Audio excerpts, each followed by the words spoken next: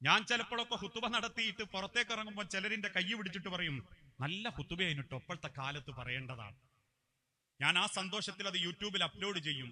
വൈകുന്നേരം വീട്ടിൽ എത്തുമ്പോൾ ഉണ്ടാവും ഉമ്മ ഇങ്ങനെ കണ്ണു നിറഞ്ഞു കൊലായി കുത്തിക്കുന്നത്. ഞാൻ ചോദിക്കും, എന്തേ ഉമ്മ?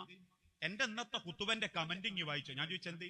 അതിൽ 10 കമന്റ് വന്ന് 9 വാപ്പക്കെതിരെയാണ്. എന്റെ വാപ്പനെ വിളിച്ചതാണ്, 10ാമത്തെ ഉമ്മനെ വിളിച്ചതാണ്. എന്റെ അമ്മനെയും വാപ്പനെയും ഞാൻ തെറി കേട്ടത് ഞാൻ അള്ളാന്റെ ദീന് പറഞ്ഞതിന്റെ പേരിൽ. ആൾക്കാർക്ക് ഇഷ്ടപ്പെടൂല നല്ലത് പറയുന്നത്. റസൂലുള്ള പറഞ്ഞത് നാട്ടുകാർക്ക് ഇഷ്ടപ്പെട്ടിട്ടില്ല എന്ന് കരുതിയിട്ട് പറയാണ്ടിരിക്കാൻ എനിക്ക് പറ്റൂല. കാരണം ഞാൻ എന്റെ കുടുംബം പോലെ നിങ്ങളെ സ്നേഹിക്കുന്നുണ്ട്.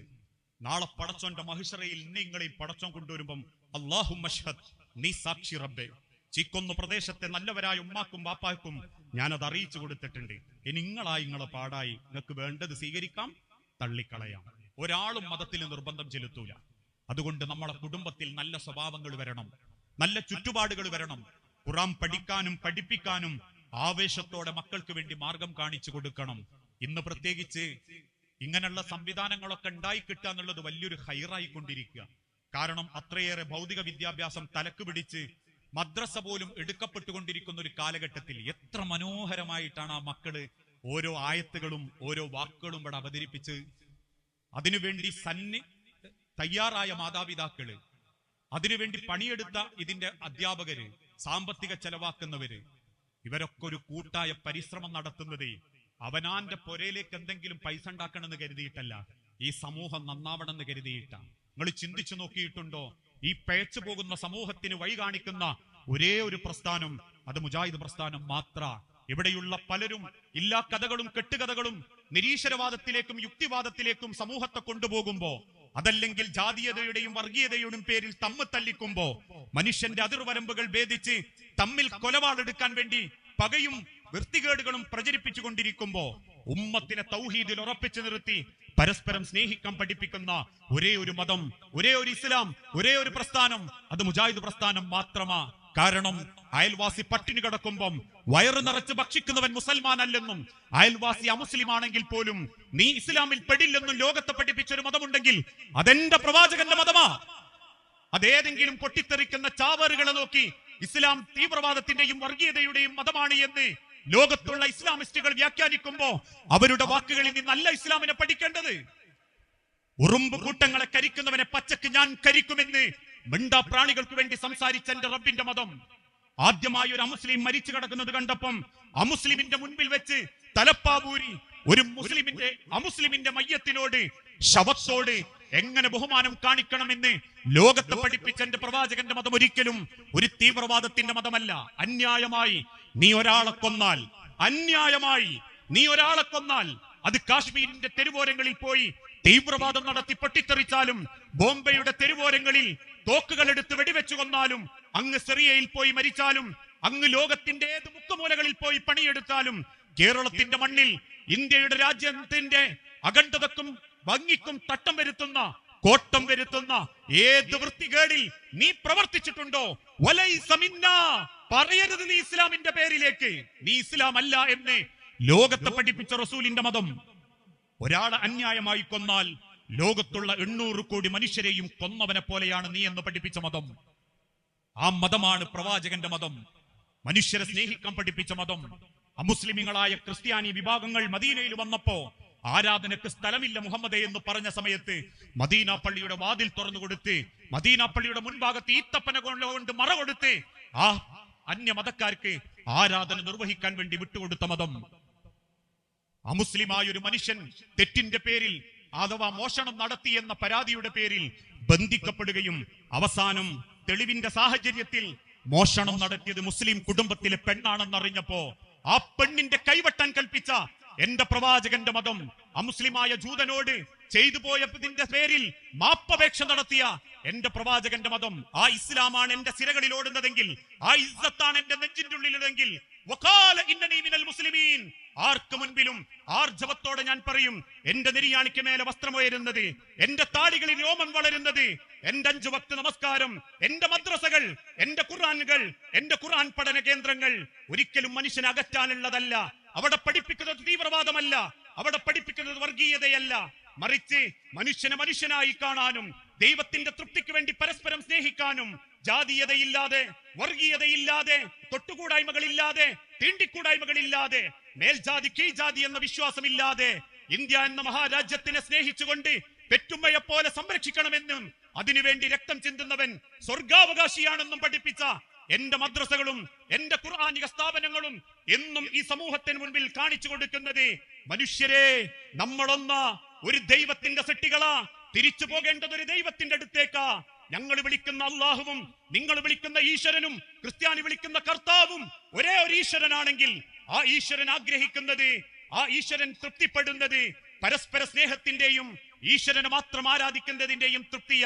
ദൈവത്തെ അന്വേഷിച്ച് നിങ്ങൾ പോകേണ്ടത് അമ്പലങ്ങളിലേക്കും പള്ളികളിലേക്കും ചർച്ചുകളിലേക്കും മാത്രമല്ല. നിന്നെ ഓർത്ത് പുഞ്ചിരിക്കുന്ന മാതാവിന്റെ പുഞ്ചിരിയിൽ ദൈവത്തിന്റെ കടാക്ഷമുണ്ട്. ദൈവത്തെ അന്വേഷിച്ച് നീ പോകേണ്ടത് പള്ളിയുടെ മിനാരങ്ങൾക്ക് താഴേക്കും അമ്പലങ്ങളുടെ വിളക്കുകൾക്ക് പിന്നിലേക്കുമല്ല.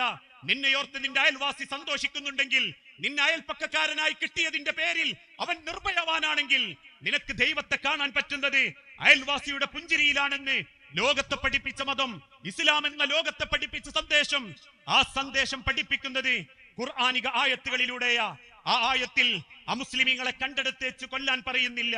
ആ ആയത്തുകളിൽ അമുസ്ലിമീങ്ങൾക്ക് ഭക്ഷണം കൊടുക്കരുതെന്ന് പറയുന്നില്ല. ആ ആയത്തുകളിൽ അമുസ്ലിമീങ്ങളുടെ ഹോട്ടലുകളിൽ കയറരുത് എന്ന് പറയുന്നില്ല. ആ ആയത്തുകളിൽ നിങ്ങൾ മാതാപിതാക്കളെ അവഗണിച്ചേക്കണമെന്ന് പറയുന്നില്ല. മറിച്ച് മനുഷ്യരെ എന്ന് വിളിച്ചുകൊണ്ട് റബ്ബ് സംസാരിക്കുന്നത് മനുഷ്യന് വേണ്ടിയ, മനുഷ്യത്വത്തിന് വേണ്ടിയ, സ്നേഹത്തിന് വേണ്ടിയ. ലുക്കും ദീനുക്കും വലിയ ദീൻ. അന്യമതക്കാരെ കുറ്റം പറയല്ലേ, അവരെ അമ്പലങ്ങളെ തകർക്കല്ലേ, അവർക്ക് നേരെ വെടിയുണ്ടകൾ ഉതിർക്കല്ലേ, അവർക്കിടയിൽ പോയി പൊട്ടിത്തെറിക്കല്ലേ, അവരുടെ ദൈവത്തെ കുറ്റം പറയല്ലേ. അതുകൊണ്ട് തന്നെയാണ് ഇക്കഴിഞ്ഞ വിഷുവിന് കേരളത്തിലുള്ള ഒരു സ്ഥാപനക്കാരൻ അവന്റെ ഭക്ഷണത്തിന്റെ മേലെ മറ്റൊരു ആളുകളുടെ ആരാധ്യ ചിത്രം വെച്ചപ്പോ അതിനെതിരെ സംസാരിച്ചത് കേരളത്തിലെ മുസ്ലിമീങ്ങളാ. ചെയ്യാൻ പാടില്ല. ലുക്കും ദീനുക്കും വലിയ ദീൻ. അവർക്ക് അവരുടെ മതം, നമുക്ക് നമ്മളുടെ മതം. മതം മനുഷ്യനെ അകറ്റാനോ മനുഷ്യനെ വെറുക്കാനോ തമ്മിൽ പേടിപ്പിക്കാനോ തമ്മിൽ ശത്രുത വളർത്താനോ ഉള്ളതല്ല. സ്നേഹിക്കാൻ, മനുഷ്യനാവാൻ, ഒരു ദൈവത്തിന്റെ അടിമകളാണെന്ന ബോധത്തോടുകൂടി പരസ്പരം ദൈവതൃപ്തിക്ക് വേണ്ടി ജീവിക്കാൻ.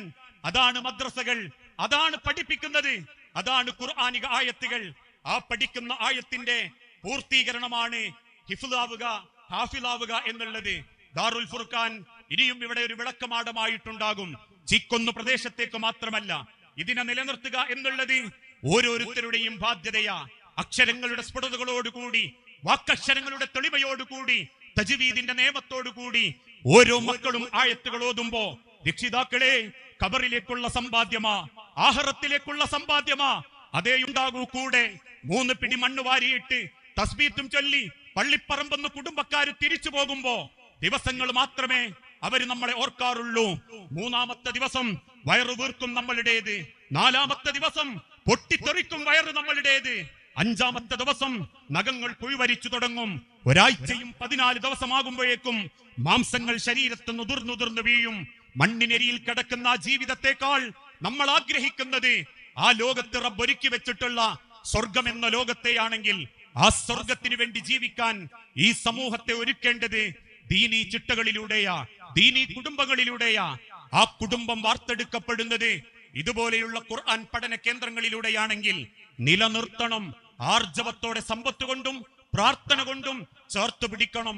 മക്കളെ നൽകിയും വിദ്യാഭ്യാസത്തെ പ്രോത്സാഹിപ്പിച്ചും അതിന്റെ തുടക്കവും അതിന്റെ മുന്നോട്ടുള്ള പ്രയാണത്തിനുമാകട്ടെ ഈ ഒരു ഒരുമിച്ചുകൂടൽ എന്ന് ആത്മാർത്ഥമായി പ്രാർത്ഥിച്ചുകൊണ്ട്, അള്ളാഹു ഇതിനേക്കാൾ മനോഹരമായ റബ്ബിന്റെ സ്വർഗത്തിൽ നമ്മളെ എല്ലാവരെയും ഒരുമിപ്പിച്ചു കൂട്ടി അനുഗ്രഹിക്കുമാറാകട്ടെ. അറിഞ്ഞും അറിയാതെയും ചെയ്തു പോയ സർവ്വ പാപങ്ങളും അള്ളാഹു നമുക്ക് പുറത്തു മാപ്പാക്കി നൽകുമാറാകട്ടെ. മരണപ്പെട്ടു പോയ സഹോദരീ സഹോദരന്മാർ, മാതാപിതാക്കൾ, മക്കൾ, ഭാര്യമാർ, ഭർത്താക്കന്മാർ എല്ലാവരുടെയും കബറിടം അള്ളാഹു വിശാലമാക്കി കൊടുക്കുമാറാകട്ടെ.